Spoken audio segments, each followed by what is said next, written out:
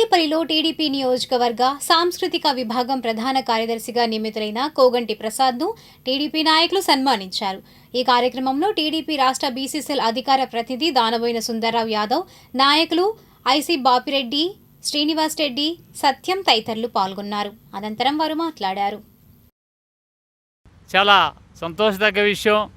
ఎందుకంటే మా మిత్రుడు, మా పార్టీ లీడర్ అనేటువంటి కోగంటి ప్రసాద్ గారికి సాంస్కృతిక విభాగం మరి నియోజకవర్గ ప్రధాన కార్యదర్శికి ఇచ్చినందుకు మా మంత్రివర్యులు ఐటీ విద్యాశాఖ మంత్రి లోకేష్ బాబు గారికి ప్రత్యేక ధన్యవాదాలు తెలుపుతూ ఉన్నాం. ఎందుకంటే అనుబంధ సంఘాలు చాలా ఉన్నాయి. అనుబంధ సంఘాలు ఇది ఒక విభాగం. సాంస్కృతిక విభాగం అంటే చాలా గొప్పమైనది. ఇందుట్లో కోగంటి ప్రసాద్ గారు చూస్తూ ఉన్నాం. ఈ మధ్యలో ఏ కార్యక్రమం పడ్డావో తన ముందుండి నడిపించే వ్యక్తి. చాలా ఇష్టం కూడా ఆయనకి. అందరిని పిలుస్తాడు, అదే కళాకారులను పిలిపిస్తూ ఉంటాడు. ఆయన అనేక రంగాలుగా ఈ కళల విషయం మీద బ్రహ్మాండంగా ఆయన ఇచ్చేస్తాడు. కాబట్టి మరి లోకేష్ బాబు గారు కూడా గుర్తించి ఆయనకి సాంస్కృతిక విభాగం ప్రెసిడెంట్గా ప్రధాన కార్యదర్శిగా లోకేష్ బాబు గారు ఇవ్వడం జరిగింది. ముఖ్యంగా ఈ 2వ వార్డులో గతంలో చూసాం. అంతమంది గతంలో మేము ఎంఎస్ కోటేశ్వరరావు గారు మేము వచ్చినప్పుడు చూస్తే మాకు ఎవరు ఒకళ్ళు ఇద్దరు ఉండేవారు. కానీ ఎంత సంతోషం అంటే బైబస్సులో మొన్న ఎన్నికల్లో మంచి మెజార్టీ ఈ వార్డు 2వ వార్డులో కానివ్వండి, ఈ ప్రాంతంలో ఎక్కువ శాతం మెజార్టీ రావటం అంటే గొప్ప విశేషం. మీరందరూ కూడా ఇక్కడ ఉన్న నాయకులు అందరూ కూడా కష్టపడ్డారు, కృషి చేశారు. కాబట్టి లోకేష్ బాబు గారికి తాడేపల్లిలో తెలుగుదేశం పార్టీ పుట్టిన తర్వాత ఏనాడు కూడా మేము తాడేపల్లిలో మెజార్టీ చూడలేదు. కానీ మన ఎన్నికల్లో బ్రహ్మాండమైన మెజార్టీ మనం సాధించి తాడేపల్లి ఇచ్చామంటే అందరూ కూడా నాయకులు కాదు, కార్యకర్తలుగా భావించి సైనికుల్లాగా పనిచేశారు. కాబట్టి మనం ఎక్కువ మెజార్టీ తీసుకురాగలిగాం. మరి అలాంటివి చేసినప్పుడు వాళ్ళు చూస్తూ ఉన్నాం. మనం లోకేష్ బాబు గారు మన నియోజకవర్గే కాదు, రాష్ట్ర వ్యాప్తంగా ఉన్నటువంటి ఏదైతే గత ప్రభుత్వం ఈ రాష్ట్రాన్ని అంధకారం చేశారో దానికి మరి భిన్నంగా ఏ విధంగా ఈ రాష్ట్రాన్ని బాగు చేయాలని గౌరవ ముఖ్యమంత్రి చంద్రబాబు నాయుడు గారు కానీ, లోకేష్ బాబు గారు కానీ ఇతర దేశాలు కూడా వెళ్ళి మరి నిధులు తీసుకొచ్చి ఈ రాష్ట్రాన్ని సస్యామలం చేయాలి. అమరావతి అనేది ఒక చరిత్ర. పార్లమెంట్లో పాస్ చేయటం అంటే ఓ చరిత్రగా భావించాల్సిన అవసరం ఉంది. వాళ్ళు పడ్డ కష్టం, వాళ్ళు పడి ఇది మనం చూసి మరి మనం ఆలోచించాల్సిన అవసరం ఉంది.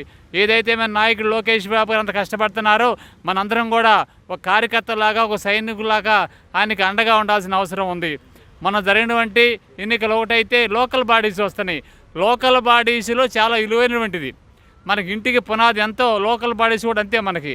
కాబట్టి మన అందరం కూడా రేపు రాబోయేటువంటి కార్పొరేషన్ ఎన్నికల్లో కావచ్చు, లోకల్ బాడీస్లో పంచాయతీలు కావచ్చు, ఎక్కువ మెజార్టీ రావాలంటే మనం ఉన్న వార్డుల్లో, బూతుల్లో మనం ఎక్కువ పనిచేయాల్సిన అవసరం ఉంది. ఎందుకంటే మనలో ఒకటిగా మనందరికీ ప్రియతమ